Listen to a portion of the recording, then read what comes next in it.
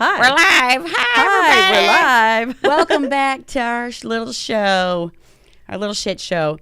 It just occurred to me. It just went through my head. Like, what would polyamory? Remember how I said I wanted to make a new dish for Thanksgiving called polyamory. What do you think the ingredients would be?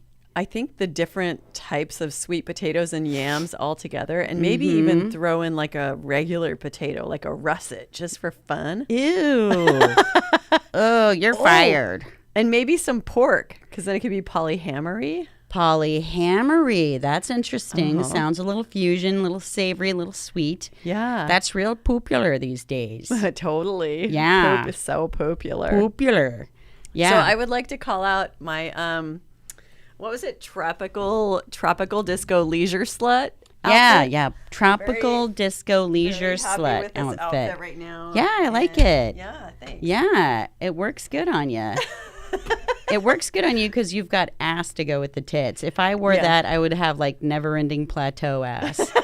Like it's just it's the concave. back that goes forever. Yeah. You have the longest back. I got mama booty. I remember when mom said that once to me, she goes like, I think you actually got your mama's body. And I went, no. Because I remember like watching her cooking all the eggs and the bacon grease and, on a oven, on a stove and just looking at that, melting plateau booty and just being like, no, say it isn't so. Well, mom told me I had Grandma Rice's body, and she had boobs that went over her belt. So I don't know if there's any way to win when someone says you have your grandma's body. It's going to go one way or the other. It's going to be like, no booty. Yeah, even if they try and fix it. I meant when she was younger. No, too late. Too late. Now I think I have front butt. Yeah, Forget I've seen the ghost of, future ass, and I'm terrified. You've seen the future plateau. The future plateau, and it's going nowhere fast and flat. I know. I'm always surprised that I think that's one of the reasons when I fart, it doesn't make much noise, is that there's really not flesh there to reverberate and flap open and blah, blah, blah, blah, that's blah, true. Blah, blah. It's just like. Yeah.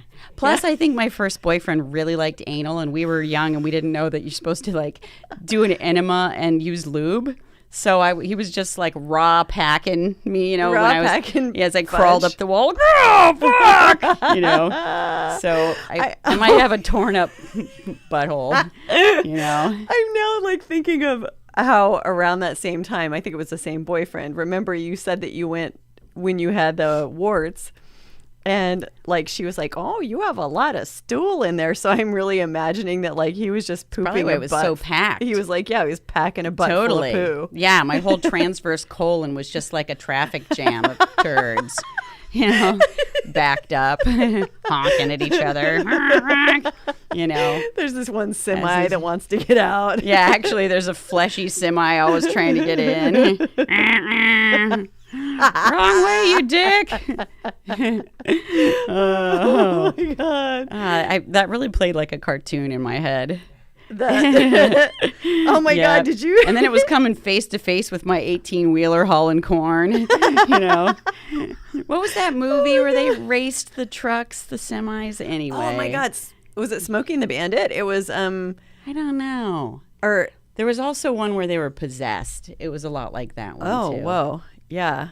Anyway. No, I'm thinking of the one where you had the monkey or like an orangutan, or was it a chimp, or I can't remember. Oh, you're thinking about Clintoris Eastwood? No, the much hairier. Oh, Charles Bronson. No. Oh, why am I blanking on him? He was Sylvester Stallone. Wasn't he with Lonnie Anderson? No. Tom Selleck? No, not Tom Selleck.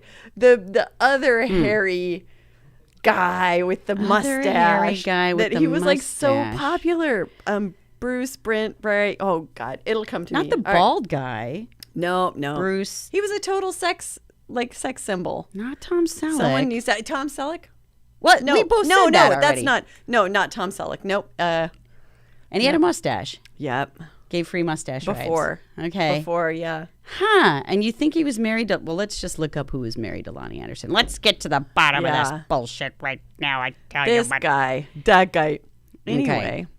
Okay. He was the one in your butt making all the trouble. My friend who knew Lonnie Anderson would know. I should call him. Who married... Lonnie. Don't you love being able to hear belches? Anderson. It's natural. It is. Okay. Wait. Burt Reynolds? Burt Reynolds. Oh, that douchebag. Yeah. Sentient douchebag. Because he had the movie where he was a truck driver, right? And they were like, I swear there was like a race or something, or maybe he was just always being chased by the cops or something. I believe that. Smokey and the Bandit was what he played. Smokey and the Bandit, yeah. Right. Okay, isn't that? Yeah. I think I said that. Yeah. You All did? right, I'm not crazy. Yeah, she did. Oh, okay. All right. Thanks for preventing a sibling Why are you fight gaslighting?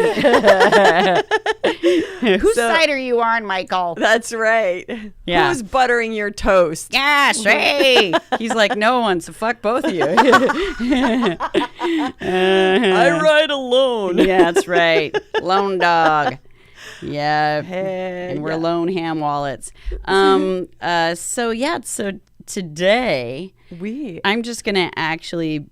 Well, I'm never going to be the shutter the fuck upper, but you're the one that has all the wisdom to share. I about hope I do. This recipe of love called polyamory. Yes. And what are the real ingredients to make polyamory work in real life? Well, if anyone knows, I hope they tell me. I'm always looking for resources for that sort of thing. Yeah. So we're still canaries in the mine shaft, as it were. Oh yeah, definitely. So many canaries. So many dead canaries in my mine shaft in your right colon. now. Just kidding. Your psychic colon. I found this one article called "The 12 Pillars of Polyamory," and it was written by Kenneth R. Haslam, MD. And I actually found another website that kind of brought up the pillars and then had a little bit of narrative around all the pillars. And I thought the narrative was kind of nice around this too. So what I can do is just sort of like go through each, and then we can talk, like we can just kind of give our little feedback on it. And yeah, school me, bitch. some of them are such no-brainers. So we're just going to jump right into it. And Yeah, like use lube when you do anal. totally. Yeah. It's about that basic. Yeah. Do an enema first. Yeah. But don't do so much lube that it's like bright brown. And then it creates like a Santorum-y, pre-semen Santorum. So we have it up on screen for us. It's better some pre-semen Santorum than to tore them up. Oh yeah, you don't want to be all toe up. No, I'm so punny today. better too much lube. Yeah, better that's right. Yeah, better to have brown sheets. So the first is authenticity. And basically, the important thing behind that is knowing who you are and what you want from a relationship. I'm never going to have sex again if that's the prerequisite. Jesus Christ. What are your needs and desires? So you can come to the relationship knowing who you are and what you want. Right. Or as close as you can to who you are and what you want. Fair enough. So that goes for friendships, that goes for monogamy, that goes for polyamory. That's kind of everything. If everyone can get to that space of authenticity, or at least maybe we can just say self-awareness. Know thyself above all else. Thyself, yes. Number 2, choice. So this is where we start to deviate. Most relationships are ones that we go into and we stay in. In polyamory, basically, you're saying, hey, today's Tuesday. I choose to be with you on Tuesday as well. And on Wednesday, I choose you as well. And it is like, it's basically the idea of it being chosen and choosing someone and choosing all your someones every single day, like unbundling your cable. You're not getting into a 1-year contract with your cable. You're getting a month-by-month contract with your cable. And you're choosing, I want HBO, but I don't really want Stars. Yeah. Gotcha. Yeah. So, there's things I like about that as much as, when you first approach the idea of polyamory, there's this concept of like giving up security. But I remember a long time ago when I came of the age where I started contemplating, will I ever get married? And everyone starts asking you that, you know, like, when are you and so going to get married? There came that age and all those relationships. And now people don't ask anymore. They've given up and they're like, no, it's too late for you. But yeah, I remembered imagining the security that we're taught to imagine it as, you know. And it can be that security. It can also be a prison.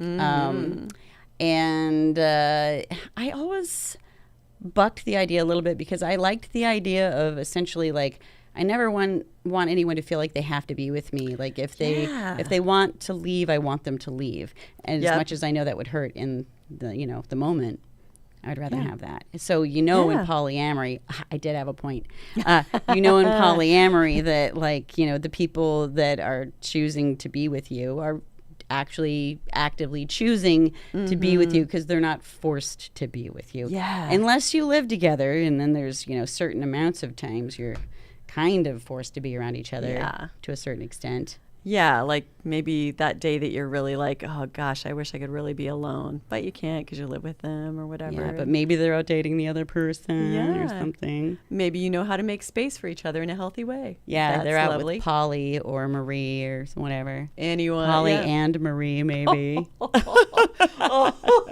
I am so clever. That's something that I got kind of into trouble with in past relationships that were monogamous, where someone would say, well, you know, you have to because we're married or whatever. You have to what? Fuck them? No, just like basically they felt secure because I had to be there on a daily basis. And I was like, and I always said, no, actually that makes me feel insecure because then I don't feel like you're actually choosing me. Then I feel like you're like, oh, well, I made this contract. I guess this is what I'm doing. And, you know, and it didn't really make me feel very special. Actually, I felt like, well, okay, so 5 years ago when we got married, that felt pretty special. But now I'm like a habit rather the ball and chain. Yeah, I'm the ball and the chain instead of the person that you're just excited to see every day and you're like lighting up and all that. Not that everyone in polyamory lights up all the time. I mean, come on, let's get real. Some days are hard for anyone. Yeah. You are probably less likely to have your relationships suffocated by overexposure, like smothered, you know, less likely. Yeah, definitely. And that said too, like I never want to sound like I'm so like pro polyamory for everybody because like if you saw my comments on Mom and Dale's pictures, I was like, God, you guys are almost making me believe in monogamy just a little bit. Yeah, because some people really work it out and it looks beautiful. Yeah. And I think you compromise, and compromise happens in any relationship because at some point needs may not align, and it is. And I do get the feeling that they choose each other every day. Still, they do. Maybe not through COVID every day. Yeah, you know, that was hard on every relationship. Oh. I don't know anything. I'm just saying. Like, my God. Yeah, COVID was the acid dip test of you know. I always thought that going to Burning Man with your partner was the acid dip test of like, if you could survive this, you could survive anything. But I think COVID, like, oof. That was really it. Yeah. Yeah. I mean, that's what broke mine. I was like, oh my God, that was the final death blow. Yeah. That was the Mortal Kombat finish him. Yeah. Right. It was a long time coming, but when you had no escape, then when I couldn't, it brought escape it to a head, office. And you had to lance the festering boil, like Dr. Zit, Dr. Pimple Popper. Yeah. Next one is transparency. So this takes a slightly different meaning in non-monogamous relationships in which individuals might have arrangements about how much detail they want to know about. In general, it's important to have high levels of transparency in relationships. Don't keep secrets from your spouse, your friends, your family. This thing is a move. Hello. Keep the dick in front of your and you do have to be transparent and also be gentle about how you communicate, because sometimes these things are going to be different for people to hear. And actually, this is off to the left side of my mouth. Sorry. Now, there we go. But check in with your relationships every now and again, and check in and make sure that people are getting the amount of communication that they're feeling like works for them. Yeah. How much transparency they want. Yeah. That's. I saw a relationship therapist with a boyfriend, and one of the things that guy he described that as being his temperature check. Yeah. Like take a temperature check occasionally, Yeah. not just when shit's hitting the fan, but just occasionally checking in to see, if any feelings are coming up, how you doing, anything you want to talk about, so that things don't become a festering boil. Yes. Yeah. Right. Even though And they're then fun you to have pop. to lance it. Yeah, exactly. Yeah.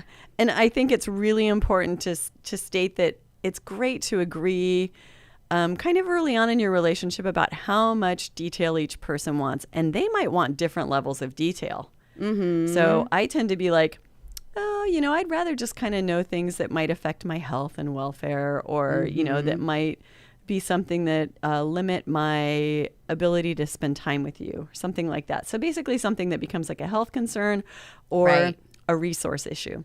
Right. But other than that, I tend to not want a whole lot of detail, because I'm like, no, I just want to be here spending time with you and like talking about things. And I don't feel like I need to hear everything. Just like Right. I don't want to hear every time you pooped or had Right. a meal or whatever, it's like Inhaled, exhaled. Well, what it brings up for me is the concept of compersion again. So Yeah. for people that haven't seen every show we've had since before this, compersion is the act of practicing what's considered the opposite of jealousy, which is like empathetically being happy for your partner and maybe, the other person that they're with. Like, get over yourself and practice being happy that there's someone else that loves the person that you love as well, and Yeah. is making their life happier and more, exciting and enriching. Yeah. But so why compersion came up for me just now and thinking about that was that I was thinking about how knowing details could be related to someone's capacity or interest in compersion, because, for instance, if some people have too many details, then they might have to practice compersion because it brings up more jealousy for them. Whereas Yeah. actually the details, some people might want more details in that transparency, because sometimes actually hearing the details of, let's say they're sexual or emotional, and hearing about the joy and titillation their partner's having will actually help them feel more comforting, happier for their partner. So it just Yeah. depends on if it's triggering for you in a good way or a bad way. But yeah. knowing your boundaries, knowing your detail boundaries. Yeah, definitely. And stick with those. And you have to stick with what you agree to there. Like, you can't be like, ooh, my partner's not going to like it when I say this one thing. Well, if you agreed to give that level of detail, you have to do it anyway. Sorry, but you have to. And the other thing to watch out for here is to make sure that you're not like processing with your romantic partners too much. Like, especially you don't want to be processing with your romantic partners about your other romantic partners. That is stuff that you could reserve for friendships or your therapist or whatever. But like, you don't want to give anyone so much transparency that you're actually like talking about your other lovers with them, your lover. And that just, when you should be focusing on that lover. Yeah. Again, unless they're really into that, to each his own. Yeah. Some people might really get off on that. But generally speaking, I would say, that's the rule of thumb is focus on who you're with. Yep. Not your exes or not your other lovers, but the quality time and the connection of who you're with. Yeah, exactly. So the next one is, number 4 is trust. And the article actually says, duh, every relationship should be founded on trust. But what does that mean? It is the firm belief in the reliability, truth, ability, or strength of someone or something. So in your relationship, you might assess how much you're willing to put into that person, or how much time, in terms of whether they'll be honest with you, whether they'll follow through with their commitments, and so on. If you find yourself hesitating to trust someone, there's probably something behind that. Yeah. And it could be something that's just you, or it could be something that you're picking up on with them. And that's that goes back to, again, authenticity. Know yourself. If you have a hard time trusting a partner, I, for example, might go, oh, that's probably me, because I don't have an easy time trusting people, you know, whereas other people, you know, if they find trust comes a little more easily, and there's Like one, me. yeah. And if you're having a hard time trusting someone, that's probably a red flag for you to go like, ooh, something's not quite right. Yeah, that's true. Because, Yeah. I've always been probably too trusting, you know, ignoring red flags and things like that, just because, I just love to get to that attachment and the intimacy, you know. It feels so good. Yeah, it does. It does. Yeah. And rocking the shocker, all that good stuff. Shaka Yeah, shaka raka. Yeah, Yeah. So that one's an easy one. All right. honesty. Let's get to the pretty next one. straightforward. Yeah. Duh. Yeah. Okay, trust. Gender equality is the next one. So, and this one gets pretty interesting in non-monogamous relationships. It might take on specific importance because you have more than two people involved in a relationship. So, Right. everyone should really pay close attention to how much they're putting gendered restrictions on their partners and what purpose that serves, because that can really. Can you give an example, by the way, of a gendered restriction? Yeah. I'll read a little bit more and then I'll do that. Okay.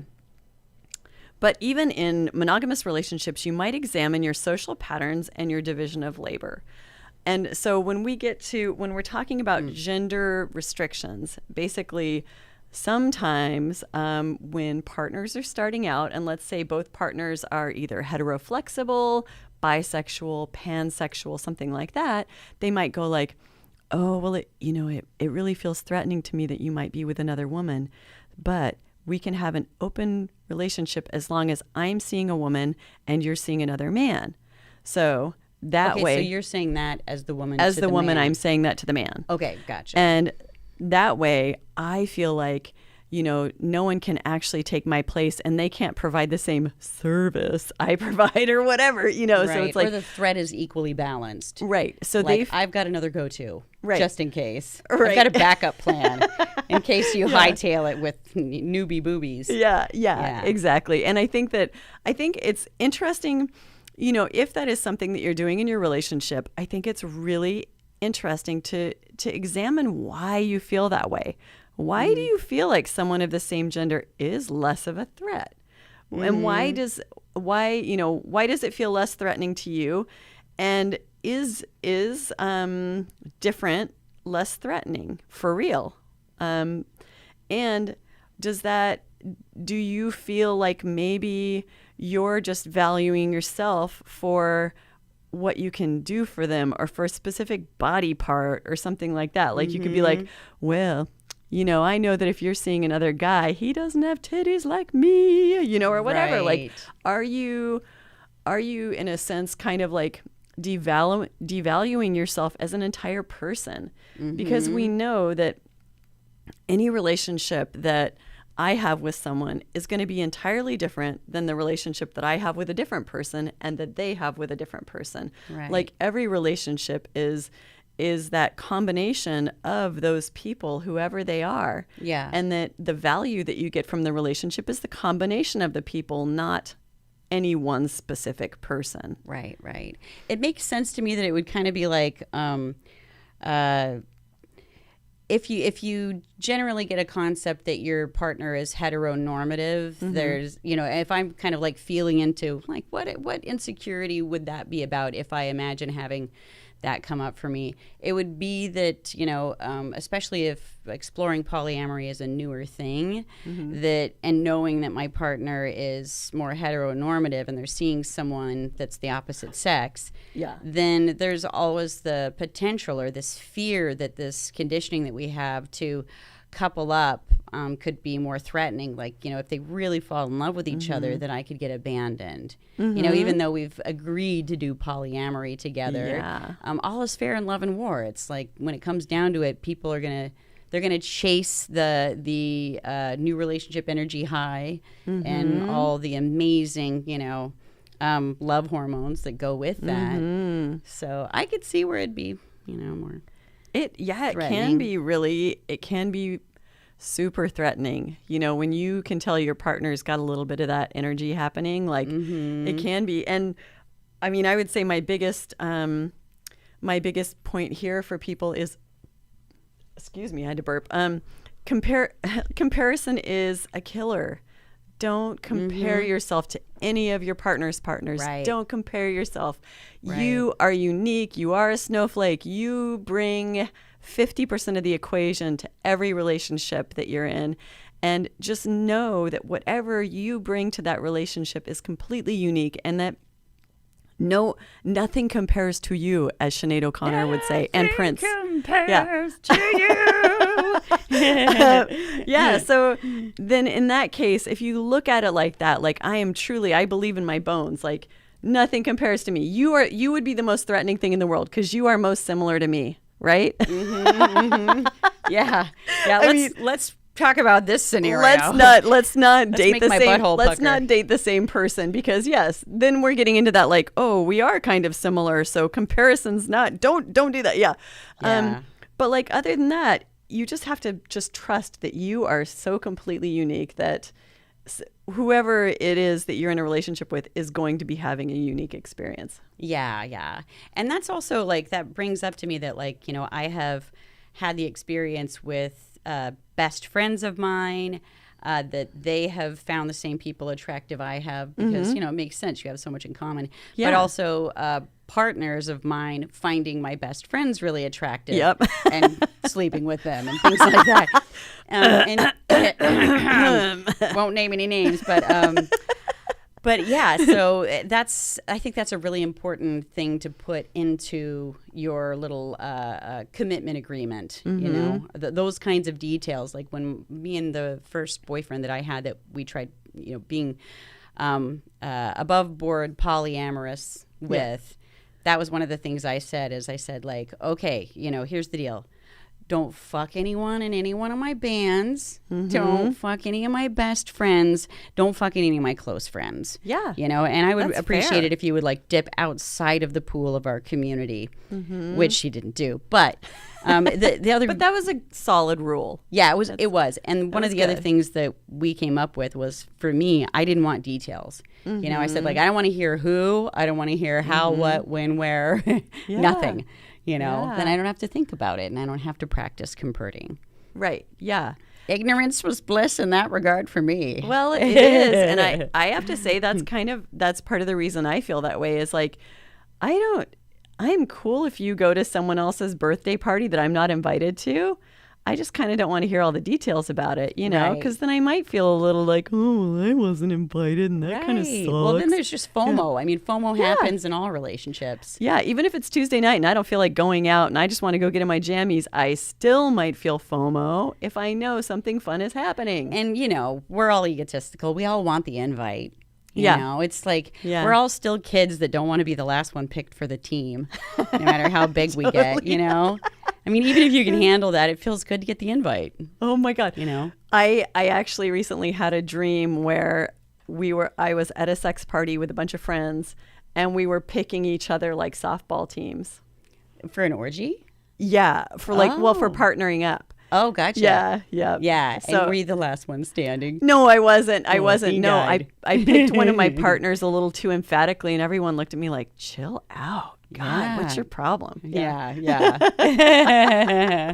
It was so dorky. Yeah. Oh, and then last night my dream was about Robert Downey Jr. was playing a doctor and he had no pants on and he had an extremely hairy butt.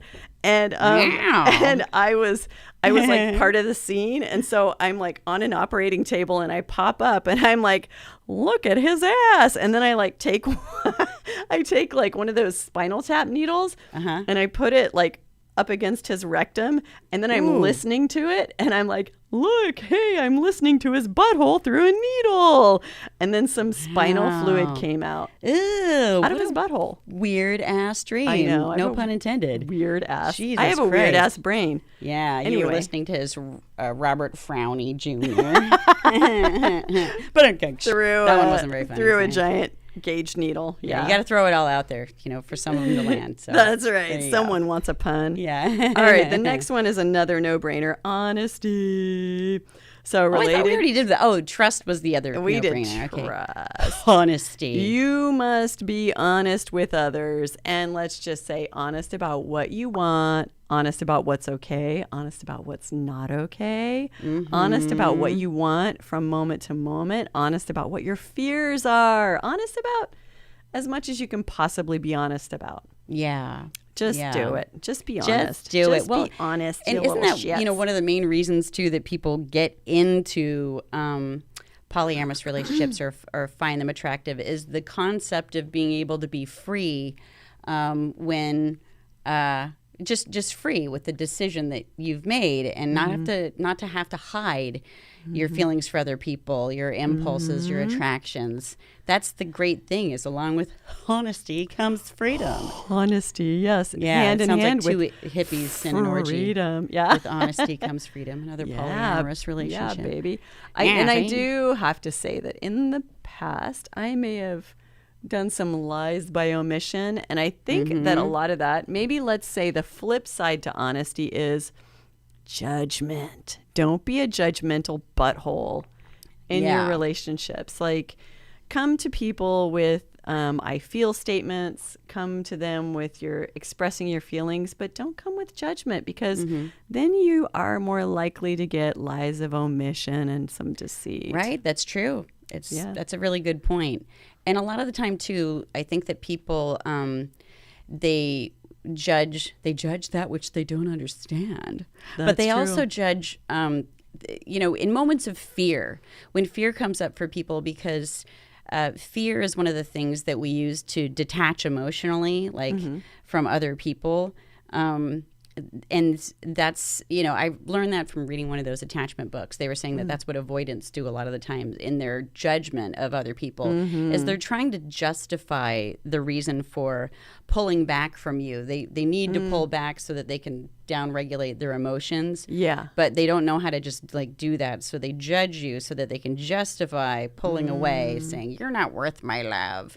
And so that's a way that we deal with our fear and our anxiety is by judging and justifying emotional detachment. Yeah, I mean, fascinating. It must hurt really bad to feel hurt by someone that you really want to remain attached to and to not have the ability to do that or to not believe in your own strength to do that. Yeah. I think it could be a way too of kind of like deflecting. Do we have a question? Yeah.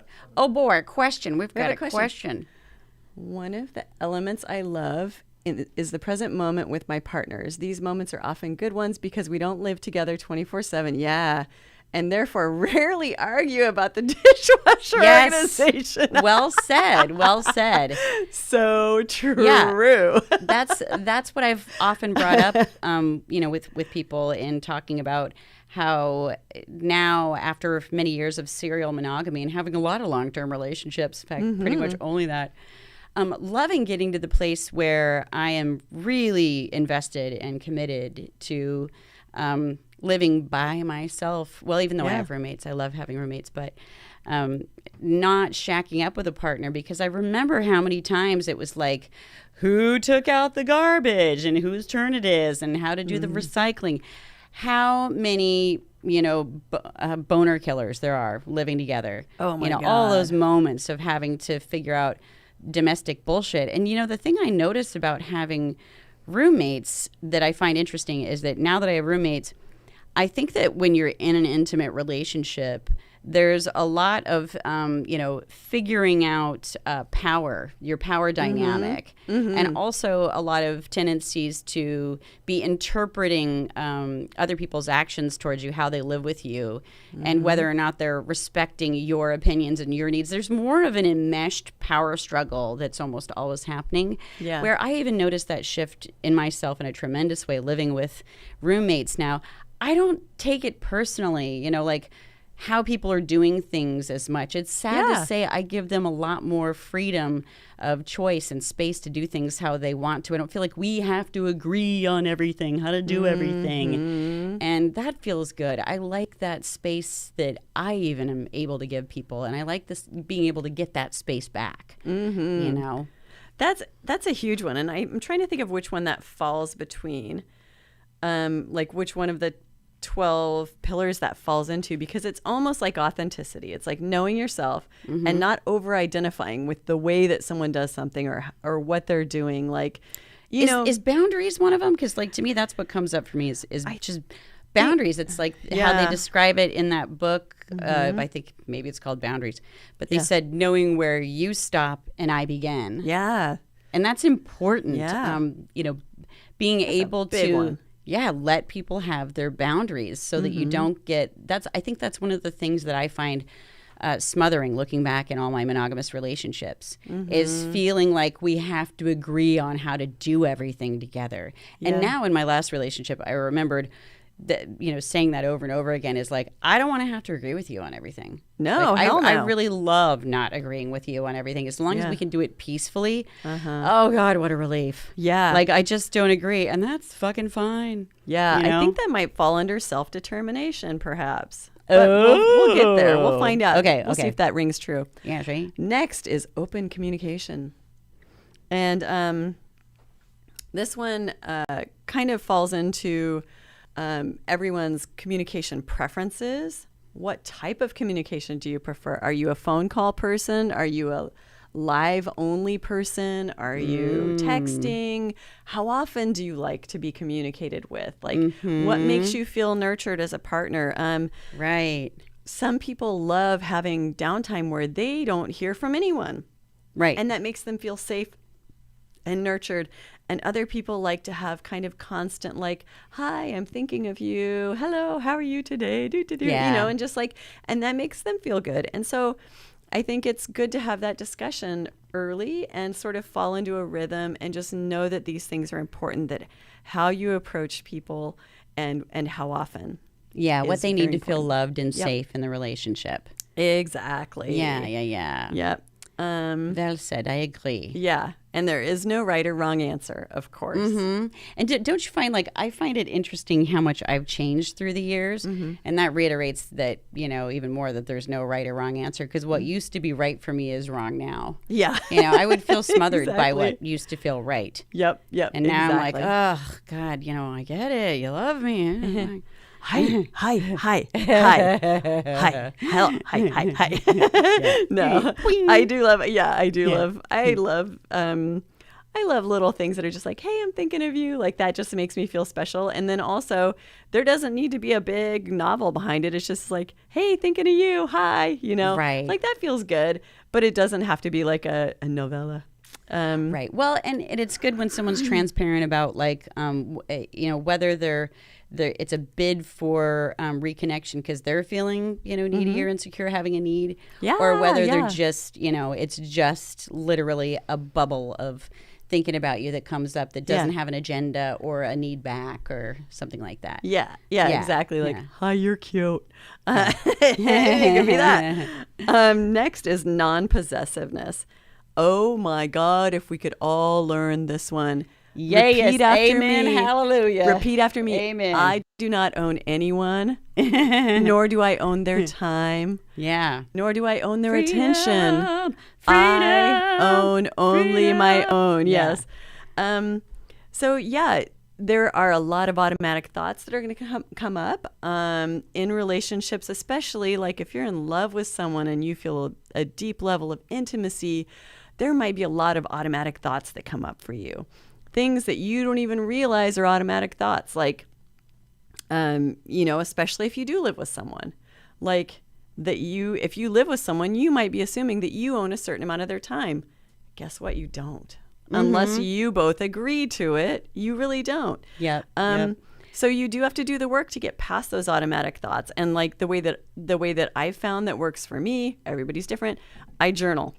So if I'm having hard feelings, I start writing about it and I go, so why am I feeling this way? And why is that? And why is that? And you keep asking why, and then what, and then what, and then what, until you get to some sort of kernel that's where you're going to find that sort of original cognitive distortion. where you can get to that and then you can go, aha, I got you. Now I'm going to work on dismantling you. Yeah, right. Like, what's the splinter? Yep. You know, and if you can also clarify what's the ask. If you Yep. have an ask that you can come to. You Yeah. know, like, I realize this Absolutely. about myself, and, you know, what I want or need or I'm asking is this. Yeah. Yeah. Absolutely. It is so perfectly great to ask for things. That doesn't make you possessive. It doesn't make you needy or anything like that. Right. And it's okay to be uncomfortable sometimes and be alone sometimes. And like, for me, I always had a great sense of power in being someone's number one. I was like, you can love other people, just don't love anybody more than you love me. And then the day that I was finally nobody's number one, I was like, whoa, Yeah. I'm laying here in my bed and I'm nobody's number one. And that felt really, it was weird. Like it was a bizarre feeling and it was okay. Like it felt very much like, okay, I'm just myself. And I'm just going to allow myself to be myself, and I'm going to accept everyone else for who they are, and again, Right. accept how they come to me, and hopefully they accept how I come to them. Right. That's one thing I'm really into lately as well, is being you know, a recovering serial monogamist and always being someone's number one is really wanting to conquer, developing a sense of safety and well-being, being absolutely by myself. And I intentionally use the word by myself and not the word alone, because I like the idea of by myself representing it's my relationship with myself. Yeah. And that's so I've been working on, you know, really cultivating how to, you know, lay in bed and have a sense of well-being, still connect with a sense of love and self-love and even connection with other people that aren't there,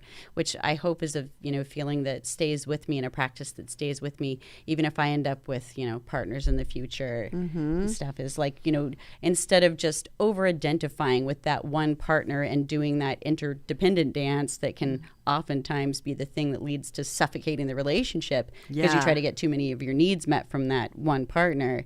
Yeah. Being diversifying those needs and intentionally feeling love and connection and gratitude and appreciation for so many more people. I agree. Girl. And that's kind of an exercise that I started doing a while ago where if I felt, I don't know, I don't know why exactly I started it. Like maybe I just started and I was having too much energy for someone and I was like, God damn, I got to get this energy off of me, you know? And it made it hard to sleep and stuff like that. So I laid down. Even when at you were night. by yourself? Yeah, when I was by myself. And I just wanted to just be by myself. I wanted to just let go of their energy. So I started practicing letting go of people specifically, of being like, One at a time? Or all people in general? in general, and if anyone needed to specifically be let go of, like they were just occupying too much of my mind, heart, body, or whatever as I'm trying to fall asleep at night, that was making me uncomfortable. So I was like, well, I kind of need to release everybody every day to just start from. You needed to release. And then there was Pornhub. I had to eventually say it. It was just like, I'm not going to be able to concentrate until I say it. So, sorry. She said release. Pornhub Yeah. release. Yeah, exactly. Bukaki. Yeah. So, I just, yeah. Yeah, gotcha. Anyway. So, yeah. Releasing other people, the concept of attachment to them. Yeah. Like being. And yeah, releasing kindly and with love and everything, but just kind of being like, and like there you are. returning to yourself, returning to residing within yourself and having your sense of well-being come from within Yep, exactly. instead of without. No. I'm without. Oh no. Next is consensual. This is a big sticky one. It's really fun. It's the magic word these days. It's it the new hot is word. Consensual. Consensual. Consensual. Mine is very sensual. Yeah. So here we come. The definition Yeah. is going to be flashing on the screen in a moment. Oh, that's a big one. Holy shit. It requires informed consent. So again, back to that honesty and openness and trust that we did in the beginning. So you can't consent to something you don't know about. So it is very important to tell your partners about things that they would need to consent to. And again, that's an agreement. What do they want to know about? What do they want to have consent to? And when are they just like, hey, you do you, boo? It's good to have these check-ins in monogamous relationships, non-monogamous relationships, friendships, everything. Just how are you feeling about us and the level of communication that you're getting? And it kind of ties in all the trust and the honesty and the transparency too, It does. because you have to be transparent about Yeah. everything for them to have informed consent. yes, exactly. And pardon me, but I have a sinus infection, so I'm going to be a real lady and just like snort decongestant on the air. So sorry.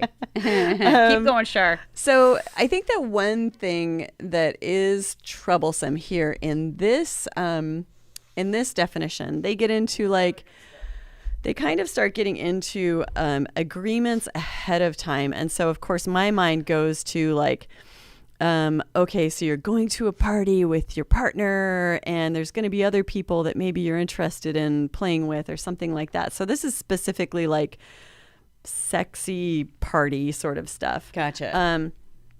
But it can sometimes be problematic to assume that you can determine the future. So it's okay to kiss other people.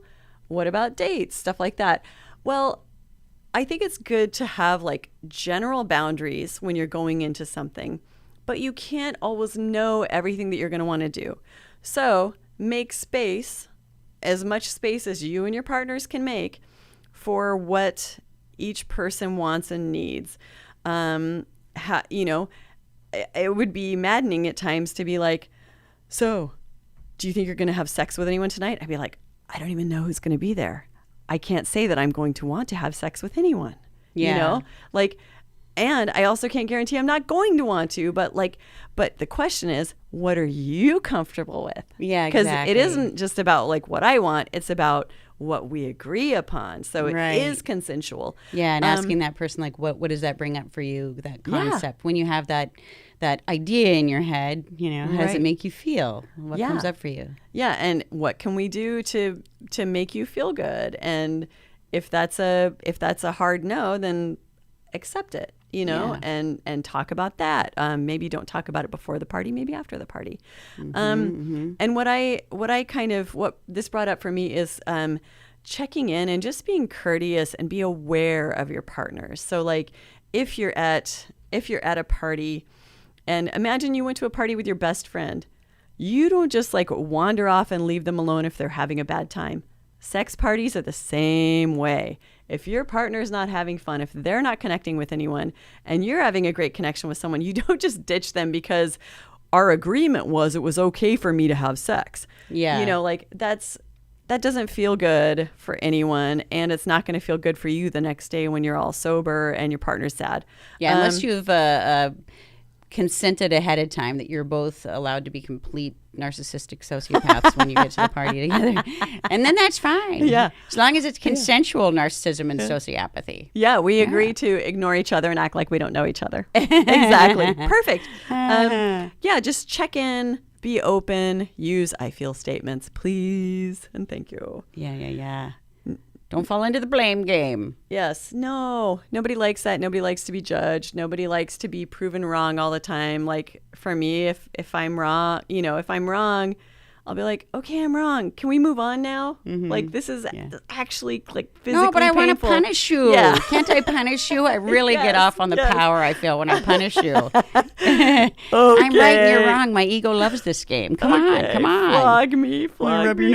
in it. Yeah. Yeah. No spank you. Exactly. Oh my God, I thought of Spanky when you said rub your nose in it. Next is self-determination. Yeah. Oh yeah. Spanky. Oh, that could be so weird. Oh my God. Remember that time we were talking about getting someone in here to spank us every time we use our filler words? We should still do that. Yeah, we talked about getting a GIMP. Yeah. Because we both have, we can't say what they are or else people are going to start to notice them. Yeah. No, but Yeah. but the day that we bring in the person, okay, if we don't have a guest next week, let's do that episode. Okay. Where we have the words that we're not allowed to say and we get spanked every time.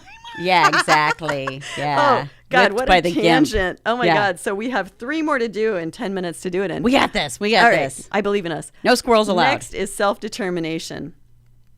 And so, yes, self-determination is my favorite feeling. And it's a great feeling to recognize in your partners as well. The acceptance of others exactly as they are, and how good it feels to be fully accepted for exactly who you are. How amazing it feels to come to the arms of a partner who welcomes you as your authentic self. God damn, that's hot. That is hot. That feels so good. You know, what's funny is I'm glad you explained it because that's not how I would have interpreted that. Like yeah. when I think of the term determination, I think of it, my mind associates determination with motivation. You know, like I am determined to get this shit done and to clean my room. I am determined. No, it's like definition of self. Right. And yeah. And oh my God, the most amazing feeling ever. Right. Yeah. Yeah, that is a wonderful thing. God. Yeah. Okay. So Yeah, next. Oh yeah. Well, go I for was it. just going to say too, and like, you know, the opposite of that would be, I would imagine, I mean, you can throw stuff in there too, but like conditional love, like, well, no, I only love you when you do these things for me, you know, when you make me feel this way and that way, instead of, you know, I just love you for who you are. I love and accept you for who you are. Yeah. I And really it's love not this conditional. about you, but I don't love that about you. So could we work on that? I mean, unless that is something that's like a, you know, toxic communication or something like that. Okay, yeah, we should work on that. But Yeah. But like, you know, if it's All too often people try to change each other and they try to turn them into the thing they feel like they want and need so that they can feel the way they want to feel instead of looking within and becoming that person. Yes. Be your own damn snowflake. Don't try and make someone else into a snowflake that fits you. Yeah, you'll melt their snowflake. Yeah, you don't want to melt someone's Yeah. snowflake. That's like yucking their yum, and that's horrible. Yeah, it is horrible. Speaking of which, sex positive. Be sex positive. Everybody be sex positive, please. Sex is fun and it is part of the human experience at any level, whatever your relationship with sex is. No slut shaming, please. Unless they're into that. You know, That's part of you your dirty little slut. That's part You're of a your dirty little slut. That's part of your agreements, of course. No yucking someone else's yum. You know what? Yeah. Whatever you like is what you like. Let's accept that. And that goes back to self-determination again. It's like whatever your preferences are, your proclivities, whatever, accept those in yourself and accept those in others and give a real no when you don't feel great about something, because then people can really, really trust your yes. Right. I like that term that I heard through, I don't know, maybe it was either you or my roommate that was, if it's not a fuck yeah, it's a no. Yep. That is definitely sex positive Portland kind of thing. Yeah. Okay. If it's not a hell yes, it's a no. And that is so true. Oh, we have women are never wrong, right? That's true. Yeah, Yes, that is- absolutely. that is Well, if true. you want to get laid, that's true. So, or ever get a BJ, then that's very true. I mean, But- do you ever want to have sex again? Because Yeah. if you do, Do you want to be right or do you want to have sex? You can. I mean, I think the real saying is like you can be on the side of love or being right, and you can't be in both places at the same time. But I would say that this works in the way of like saying like, do you want to get laid or do you want to be right? That's what Michael said, and that is very well said. He's been trained well Michael knows. by some Jedi woman. Oh, yeah. That gave a good BJ. He was like, all right, I'm wrong about everything. Suck it. Cup the balls, pull a little. A little knob gobbling is worth being wrong, right? Oh, totally. Knob gobbler. It's so funny that you said knob gobbling because I just wrote a TikTok that I'm going to do for Thanksgiving, a little video that has one of those turkey filters. Yeah. And it's about ordering a knob gobbler turkey. Oh my God, a If you knob want gobbler. big, hot, juicy breasts like this on your Thanksgiving table, order a knob gobbler. It goes on and on. But anyway, Oh I my don't God, want you how to not awesome. get to the last one. So before number we- 12 is compersion. It's the last one. Oh my God, we have so much time And now. do we really need to define compersion again? No, we don't really. It's called the opposite of jealousy. Basically, compersion could be your partner gets a new car and they're so happy about the new car. They love the new car. You feel joy because they feel joy. The same could be true for them getting a knob gobble or whatever. Like, yeah. It is you feeling joy for their joy. Now, I'm going to throw my huge 2 cents in here. Go, Char. And say, compersion's fantastic. I thought that's what you named your tits. I was waiting for your tits. Huge 2 cents. Huge 2 cents. It's great when compersion happens, and it's a fantastic goal to work toward, but also accept when it doesn't happen. It doesn't mean you're doing polyamory wrong. It doesn't mean you're a jealous person. It doesn't mean there's anything wrong with you. It doesn't mean that you have a defective attachment style. It just means that sometimes compersion doesn't happen. And sometimes it's because maybe you didn't sleep enough. Maybe you didn't. You mean like it's not effective when you say that it doesn't happen? Or just like, or that you're not trying. Sometimes you're not feeling it doesn't compersion. work. Yeah, sometimes it just doesn't happen. Like sometimes you don't want to fucking do it. Yeah, sometimes you can't do it. And don't feel like a failure on the days that compersion doesn't come to you. Right, like it's if you really just okay. choose that, you're just going to sit and feel jealousy, that you can do that. I have done that. Uh-huh. I've done it, and it's uncomfortable, and I survived. It was great. I survived, and actually I recovered in an astoundingly short period of time because I allowed myself to feel it, and I didn't go, oh my God, I'm such a loser, because normally compersion's a little bit easier, but sometimes you just can't do it. Well, you know what I imagine is that it just takes a lot more conscious energy to do compersion than it does sit with a little jealousy. Because, if your compersion really sounds like a real practice that you have to do, or it's almost like meditative, or imagine empathetically connecting with your partner and imagine how good they feel when they're with this other person and just connect with those emotions.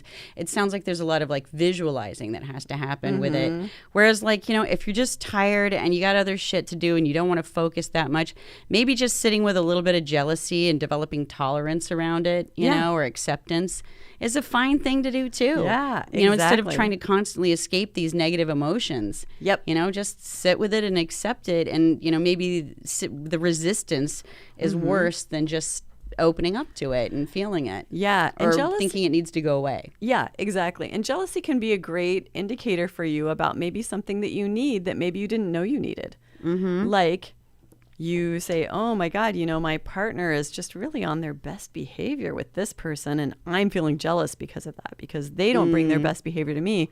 Well, okay, now that indicates to me that maybe I would like to ask for some things from my partner that would feel good for me. And maybe that would allow me to get to compersion. Maybe it won't. But whatever it is, it can be a great indicator. Yes, sometimes jealousy can just feel like not being invited to a party and you're like, wah, wah. And in that case, you can look at your situation and go like, have I had a shitty day? Did I forget to eat lunch? Am I too busy at work, and my partner's off having fun, and so compersion's really hard for me right now? Then be in acceptance of compersion isn't going to come today. Yeah. And do you think it's fair to say that jealousy, the root of it is fear, right? Like fear and insecurity, like I think the root of jealousy is like, I'm afraid that you're going to like them better and ultimately leave me. Or you're going to want to spend, basically, I'm going to have to sacrifice. You're going to be taken away from me to some degree, where, how, why I don't want you to. Yeah. And I'm going to have to sacrifice. Yeah. And I don't want to. Yeah. Or you're giving them something that you don't give me, or something like that. Exactly. Or you like them better. Sometimes it's just, we have egos. Or they're younger, they're hotter, they're thinner, they're curvier, whatever it is. Like it's often there's some sort of threat. It's usually comparing or it's ourselves, fear or competition. Or scarcity. You're worried about scarcity. Like maybe you just barely get enough from this partner and you're like, you took 3 hours from me. Right. How could you? Because I feel like I barely get enough. Right. And that, again, that's a great indicator that you need to go back to that person in that relationship and say, wow, I feel like I need a little bit more. and this is what it looks like. Right. And who knows, it's an interesting thing. There are so many faces to polyamory, and there's so many effects that it can have on your relationship. And who's to say that someone like going away and having, their cup filled by someone else for a while won't actually result in them coming back to you and having more to give you, more fulfillment from their own, relationship with the rest of the world, someone else, and then coming back and feeling less dependence on you and less of your dependence on them, and they feel more whole and independent and free, and that resonates in your relationship. Their cup runneth over into your cup together. Totally. And I so believe in that. Like the times when I have been welcomed back to someone and I've had a great time and I feel very complete and I feel good, and I also feel so grateful for them. Like, wow, you really accept me. You really love me for who I am. And that can allow you to have more to bring back to that relationship. And again, it's that self-acceptance and self-determination and all that good stuff. Some more beginner's notes. Oh, God, we're out of time. Oh. All right. So my polyamory beginner's notes. And these are just kind of my notes on the side. I was talked to a partner about this, and we just were like, hey, and there's a few things that can be helpful in the beginning. One is like, if you're just starting out, maybe you schedule your dates on the same nights. So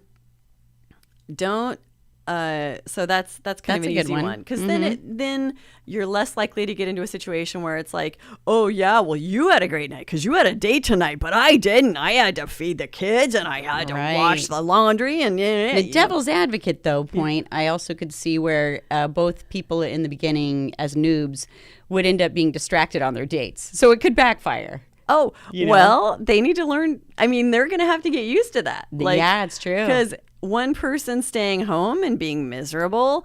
And one of the reasons I think this is that in the beginning, this can be especially if you're in a relationship and you're transitioning into polyamory in a relationship, it can be really difficult being the one who's left at home. Oh my God, it's so hard. And then your partner comes home and you're feeling really hurt and you're feeling not so happy. And then they have a negative experience when they come home to you. You're already having a negative kind of feedback around polyamory. And this can get into quid pro quo, Clarice. Well, I didn't have very much fun when you were on your date. So now I'm going to make sure that I smell like a weenie when I come home, and then you're not going to be happy. Which is another toxic relationship dynamic called scorekeeping that people should be aware of and never do. Don't scorekeep. Another thing that I think is a silly rule, this is only my opinion, is sex, not love. Making a rule like, it's okay for you to date someone, but you can't fall in love with them. Okay, can you really control who you fall in love with? I kind of can't. I mean, I can control how often I see someone or how close I get to them, but I can't control actual love. Like, can you make yourself fall in love with someone? No. You also can't make yourself not fall in love with someone. So, I mean, that's a good point. In swapping, maybe there's some of that where you can be like, yes, it is only sex and there's no, friendship. But once you start getting into, friends with sex and then the little romance creeps in, love comes in, ouch. Yeah. The very next one, and one of the biggest ones, is new relationship energy. When you are starting a new relationship with someone and you're very excited about it, just quell your excitement around your existing partners. Don't be an idiot. Don't sit around and go, so-and-so is so dreamy. And then be like, oh, oops, did I say that? I actually had a partner one time look at me and he said, wow, you're Stephanie's hot. And I was just like, are you Did fucking? you start with saying you're? Yeah. You're. Yeah. He was like going to give me a compliment, and then he just goes, Stephanie's hot. And I was like, okie dokie, you're in trouble now. Yeah, exactly. I mean, and actually I made a joke out of it because I was like, yes, you're right. And now you have to perform oral sex on me for 2 hours because you said that. While I poop in your mouth. I poop in your mouth, yes. So watch your new relationship energy. monitor your levels. Make sure that you're coming to your partner with the same level of love, and remind yourself of all the things that you love about them, even if you're not having NRE with them at that moment. Yeah. Remember that you love them and they are important, and all the wonderful things that you have together. Well, and I think something that's important that I just want to like tag onto that is that new relationship energy, I bet that really lasts when you're not living with someone. So I think it's especially important to be aware if you are living with someone and you're experiencing new relationship energy with another person. It's very important to keep in mind that might not even, it might take a long time to end if it ever does, because you don't have to do things like talk about whose turn it is to take out the garbage and work out all that tedious minutia that you have to with your domestic partner. All those boner killing moments of living with someone where you have to do all the adulting and the, benign, boring shit. So to keep that in mind and appreciate that you do have that level of security with your domestic partner where you've worked through that stuff and you do work through that stuff is something to be really appreciated. Yeah. And to know that when you're in new relationship energy with someone, that you are in love with a fantasy of them. You don't quite know them well enough yet to really, really know who they are. So you don't know how they're going to respond if you say it's your turn to take out the garbage. They might be a total asshole. Yeah. Or like you walk in to take your shower and they just took a dump. It's a fantasy. Enjoy it while it lasts, but also don't try to make your partner enjoy it, because I don't know many people who can do compersion to that extent. That is some next level compersion. I couldn't do it. No way. Yeah. Good point. Yeah. I made good points there at the end. Boom shaka. So what did we make? Like 15 pillars. We just made a few more. We did. We added a few more. Boom. Yeah. The more pillars, the better. That's what we say. Pew, pew, pew. Pew, pew, pew, pew. Pew, pew. Well, thanks for joining us, everybody. Yeah. And we'll see you next Tuesday. Tuesday. And don't forget to, like us on, are we on Facebook? Yeah. Well, it's Facebook leads to YouTube, and there's Twitch and Spotify and podcasts. Yeah. All right. Well, here we go. Here's my video. You're welcome, and I'm sorry. Stuff me real good.